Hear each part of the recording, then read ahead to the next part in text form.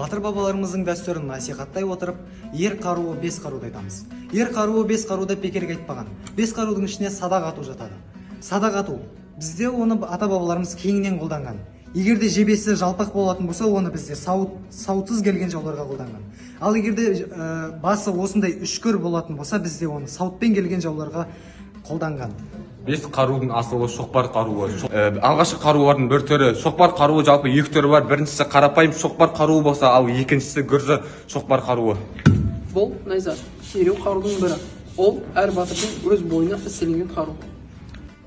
Кесу қарулардың бірі семсер қаруы. Семсер қаруы жалпы ежелгі қазақтар қолдана отырған. Қазақ қыздары үшін бас киім кию міндеттелмеген, бірақ 19 ғасырдың ортасынан бастап қазақ қыздарының осындай түрлі бас киім кигенін байқаймыз. Қазақ қыздарының тағы да бір тақиясы бұл қыздар көпеші. Қыздар көпешінің басқа тақиялардан айырмашылығы жанында әсем тастары мен қабырғасының төбесінде әсем шашақтар орналасқан. Келесі бізде сәукеле. Сәукелені қыздың ата-анасы ұзатылғанда арнайы шеберден тапсырыс береді. Ал оның әсемдеуіш тастары, меруерт тастары жарық сәулесімен шағылысып, әйел бейнесін, әйел жүзін нұрландырып, ажарландырады.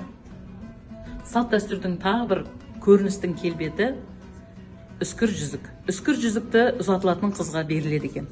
Үскір жүзікті тағып кеткен қыз өз ел жұртына барғанда, бір жыл, 2 жыл өткен соң, енесі шақырып алып, көңілі тойған соң, ол үскір жүзікті орап, өз құдағиына қайтарады екен. Ол деген себебі, қызыңыз бұл әулетке жақсы келін болып сіңісіп кетті деген оймен беріледі екен.